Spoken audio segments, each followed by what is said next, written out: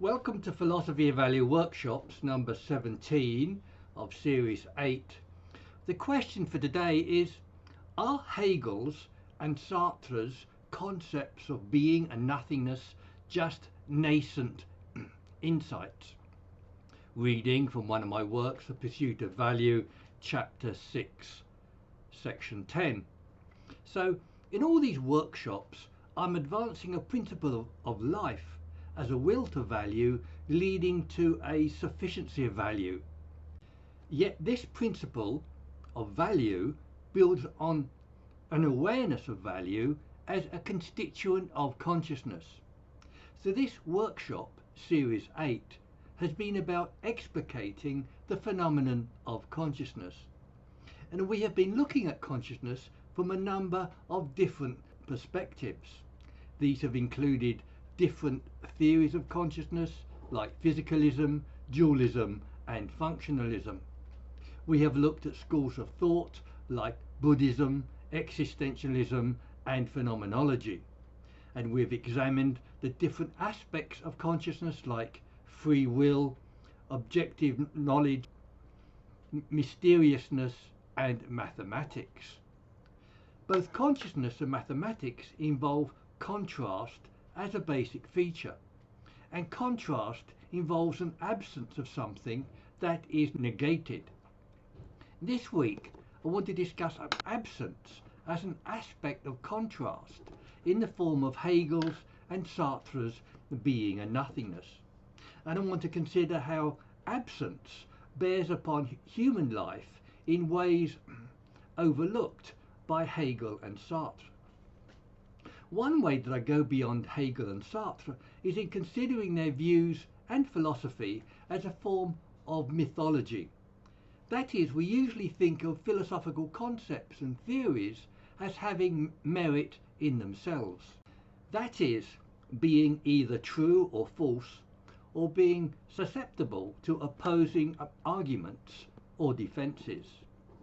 But I want to use philosophical ideas as clues to understanding, rather than theories that are true or false. So I see philosophy as a kind of mythology, not as fiction, but as distorted or incomplete insight. And I have previously used this approach extensively in interpreting religious mythology. The history of philosophy and science, for example, is replete with mistaken ideas that were improved upon later. And such an interpretive view is tacitly endorsed by Whitehead, Karl Popper and Heidegger. For example, Whitehead reminds us that no metaphysic is definitive and that every philosophy will suffer a deposition. Karl Popper gives us the falsifiability criterion that genuine science must be falsifiable.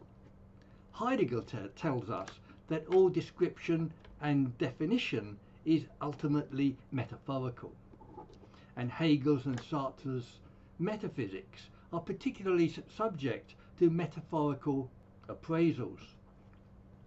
Yet another way that I want to go beyond Hegel and Sartre is by giving different interpretations of absence. Hegel's grandiose dialectic, for example, is the absolute spirit working itself out through the world. And Sartre tells us that nothingness lies coiled in the heart of being like a worm.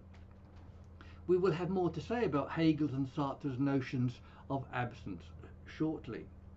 But I first want to give a number of examples of how absence has been overlooked, in particular and in general.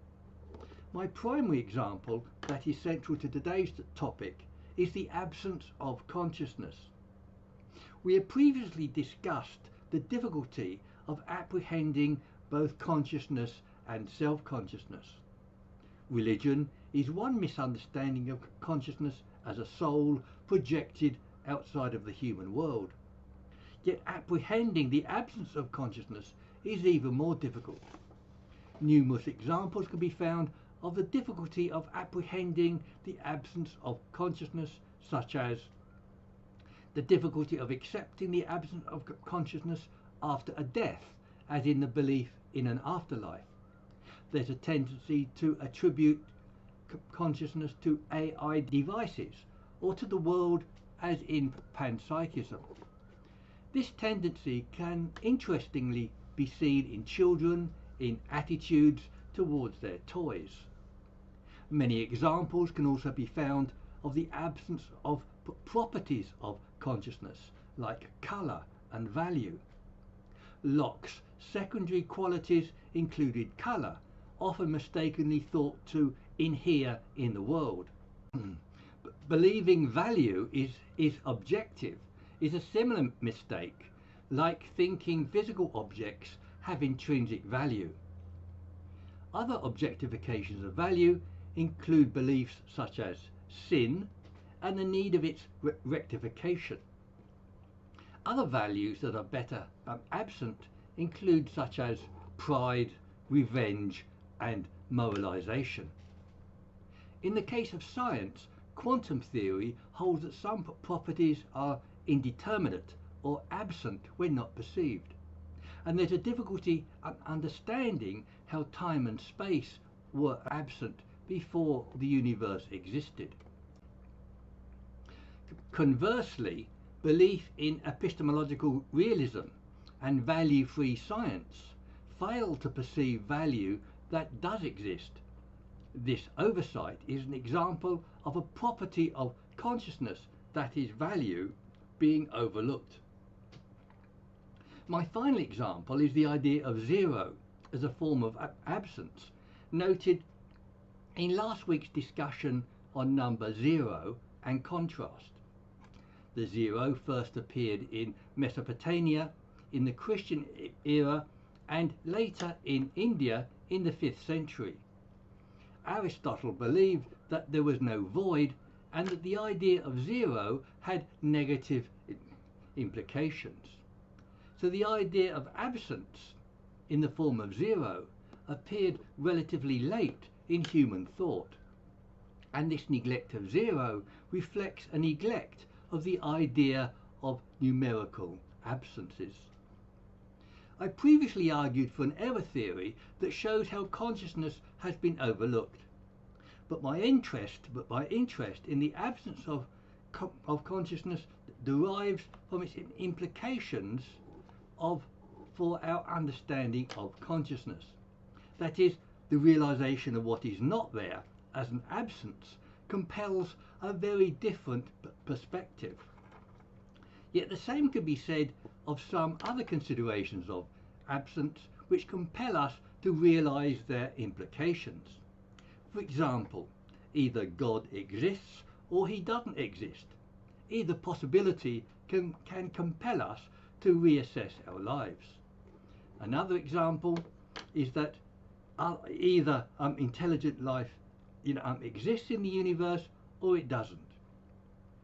Yet my main topic of investigation is absence as a property of consciousness. I have previously done this with the idea of attenuated cognition to explain the mysteriousness of consciousness. That is, I cannot apprehend myself in the same way that I apprehend other conscious individuals.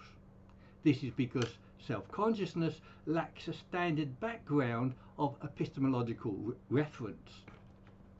And this account illustrates absence as well as a self-obfuscation and mysteriousness. My point in giving these examples is to show the deep meaning and potential in the idea of absence. And despite Hegel's and Sartre's notoriety, their accounts of being and nothingness have room for interpretation. They both regard non-being, nothingness or absence as an essential aspect of existence. Yet their understanding of nothingness is different. Sartre regards nothingness as an aspect of consciousness. Hegel's view is cosmological. For Hegel, both being and nothingness are enigmas that nevertheless apply across the whole spectrum of existence. They have been described as a dialectic, commonly thought of in terms of thesis, antithesis, and synthesis. But Hegel never used the term dialectic and instead talks about differentiating concepts. He then wanted to set concepts up in opposition to be resolved by reason.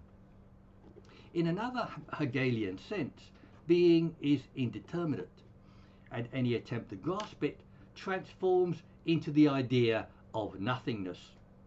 This happens because one side of dialectic becomes unstable and turns into its opposite.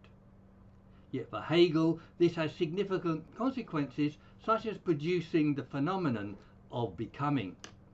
And this led Hegel to a trinity of being, nothingness, and becoming, exemplifying his dialectic. But Hegel's philosophical position has been criticized as highly speculative or even contradictory. His view of the absolute spirit working itself out through the world is often rejected as theological. Kierkegaard also thought that his philosophy could only be accepted as a speculative hypothesis, and we can legitimately wonder how that hypothesis might apply to individual lives. Yet it's in this spirit that we can consider Hegel as offering a broad introductory idea about being and becoming.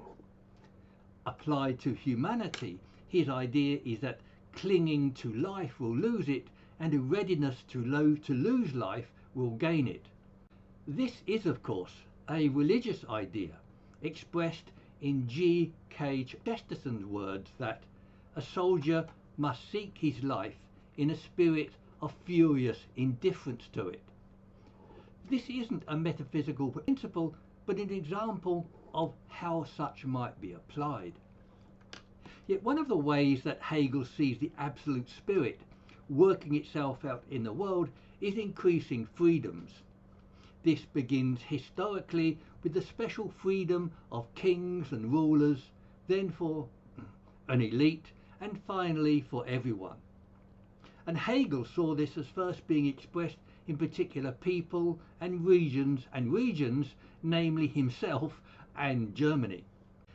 Yet it is due to both their grandiosity and the parochiality and their mutual contradiction that I can't take Hegel seriously. I can only take him as expressing some underlying nascent insight in this contradictory way. That is, mythologically expressing some idea about life and death, as in Chesterton's adage. Although Sartre's thought is often regarded as difficult, it's more approachable than either Heidegger or Hegel. This is because Sartre is primarily concerned with consciousness rather than even more abstruse notion of being. Yet Sartre describes consciousness as being for itself, which has distinctive relations with physical being in itself. On this definition, physicality has impregnable being, which cannot be deformed, reduced, or threatened. Yet he sees a contingent and ephemeral consciousness seeking the permanent in itself of physicality. But this project is impossible. Hence, Sartre describes mankind as a useless passion. For this and other reasons, I replace Sartre's permanence of physicality with an achievable sufficiency of value. But the point here is that for Sartre, the relation between the for itself and the in itself produces an internal negation. And this means that consciousness brings non-being or nothingness and absence into existence. Hence the title of Sartre's major work, Being and Nothingness. More than that, for Sartre, like Hegel, consciousness brings freedom as well as nothingness into existence. This is because choice and freedom come into the world with consciousness as constituents of my existence. Sartre says that under these conditions, freedom can be nothing other than this nihilation. and we can repeat that nothingness lies coiled in the heart of being like a worm. That is, for Sartre, consciousness, nothingness, choice and freedom are inseparable. So we are condemned to be free. And it's in this sense that nothingness is not only compatible with freedom, but gives it space to exist. It is the nothingness of absence that provides the possibilities which enable the exercise of freedom. In this way, nothingness, non-being or absence in consciousness can be seen positively as a condition of freedom. Yet both Sartre's freedom and nothingness depend upon a certain relation of consciousness with physicality. But it seems to me that his relation between the for itself and the in itself are contingent upon our assent to his theory. That is, that consciousness must pursue the properties of physicality instead of some other objective like value. So it seems that that relation need not be accepted as such by ourselves as thinking theorists. So for this and other reasons, like his ideas of absolute freedom or free will, Sartre's arguments stretch credibility. And for other reasons, his philosophy presents a kind of mythology of incomplete or nascent insights. Sartre was also well known for not revising or reviewing his work, opening up to interpretations.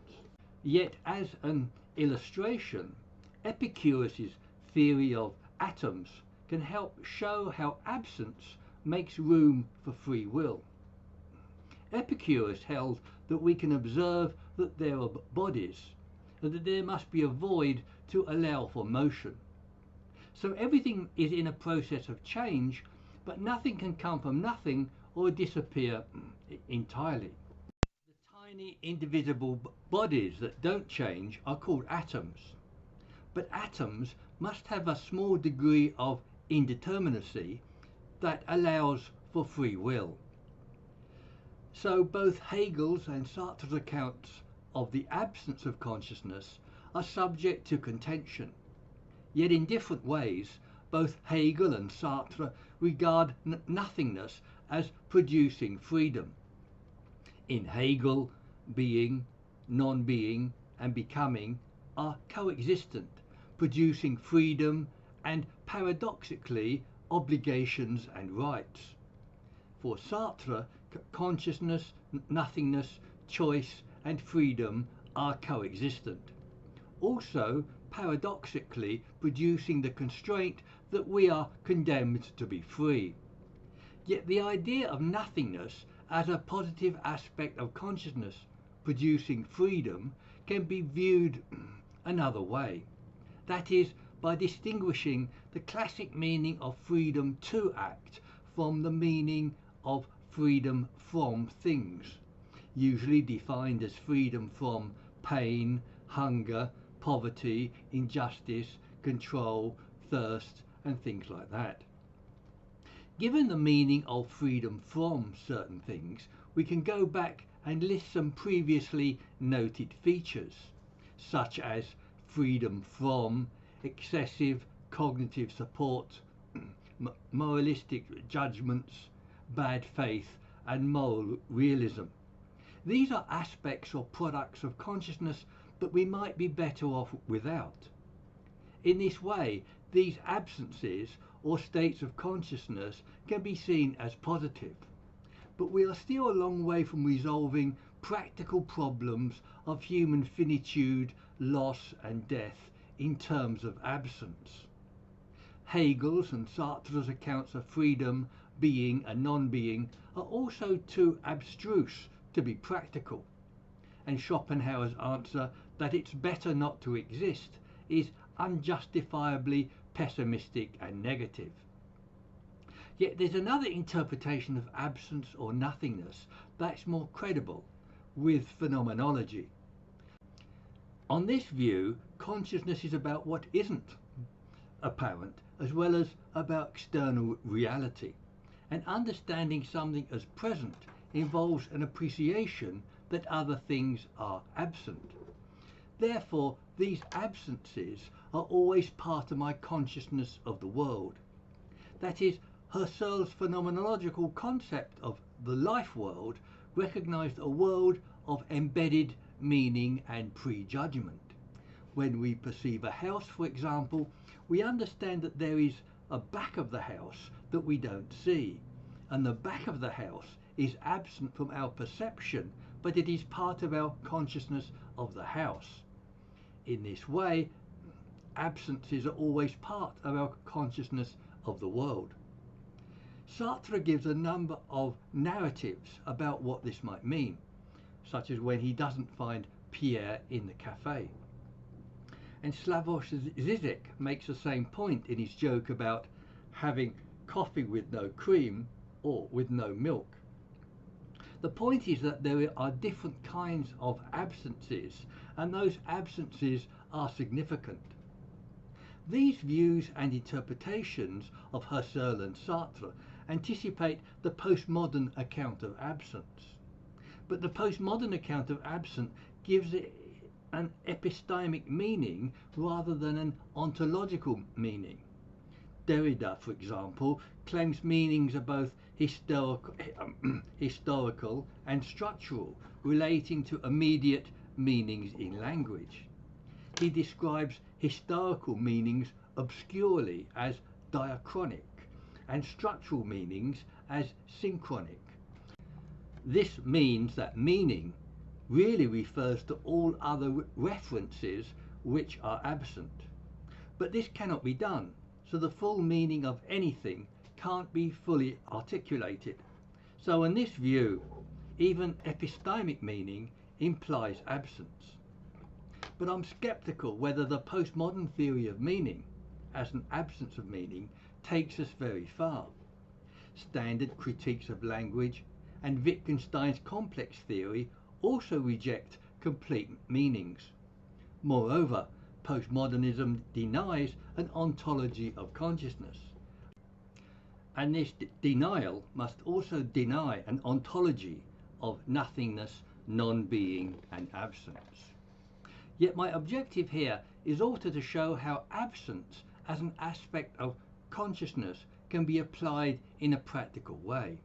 That is, how a reinterpretation of absence can become a positive factor in confronting human finitude and death. Heidegger's response to death is that of a state of being towards death that is grounded in care. And despite Heidegger's evasions, care is a particular kind of value state. It is an independence of value in the face of death he calls unsupported, concernful solicitude. Heidegger's disdain of concernful solicitude is reinforced by his scorn for social endorsement by the they. Yet this independence of value corresponds to a value sufficiency that I propose as a response to death. In this way, death is the most decisive form of absence and both evokes and is resolved by value. But Sartre criticizes Heidegger in holding that death is a contingent event, so it can't be essential to meaning. Sartre speaks of the absurd character of death, that mankind is a useless passion and that life is absurd. In Sartre's view, death can only remove all meaning from life. But Sartre's characterization of life and death as absurd entertains false expectations that life has meaning in itself. Yet Sartre's response is to face death authentically, to interiorize it and to claim it as one's own. Sartre's negative view of death can be explained by his metaphysics, in which he wants to, I quote, separate radically the two usually combined ideas of death and finitude. He does this by arguing that death cannot belong to the ontological structure of the for itself. This is true, but we can ask, need it belong to an ontological structure in order to construct a philosophy of meaning and value? Also, against Sartre's negative view of death, he defines value as a lack or absence of what we do not have. But this account doesn't accord with positive instances of value like compassion, love, and magnanimity. And again, we need not accept the imposition of Sartre's metaphysics on our view of death. That is, we are free to regard death as a form of loss, finitude, and absence. And this absence might well be resolved in terms of the suggested sufficiency of value.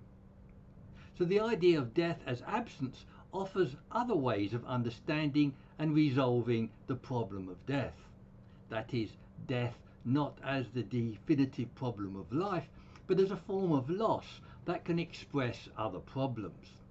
That is, it's a mistake to draw the simple conclusion that death is the ultimate problem of life, or that death isn't related to issues of human finitude as Sartre believes. An appreciation of absence as part of the finitude of life also brings a new understanding of life and death. That is, human finitude, loss and death need no longer be regarded as aberrations to be viewed with horror. They are now a central part of the physical world, consciousness, and the possibility of its non-existence. This is, I think, a more realistic view of either Hegel's or Sartre's notions of non-being and nothingness. For example, for Sartre, the relation of consciousness with physical being in itself brings nothingness into existence. And he sees this nothingness, again, as coiled in the heart of being like a worm. In this view, absence is a malign element threatening consciousness with negation. Yet as the finitude of life, the absence that consciousness brings into existence can be observed in more mundane ways. To begin with, a distinction between the self and non-self is essential for the survival of all conscious creatures. And for self-conscious creatures, the non-self includes everything that I am aware of. The non-self, or our absence, includes the infinite expanses of the world. It includes everything that I'm not, everything that I don't know, as well as the possibility of non-existence. And there is so much that we are not conscious of and will never be conscious of. Yet, like the presence of consciousness, this absence is hugely overlooked. And this absence will not be appreciated without an appreciation of consciousness.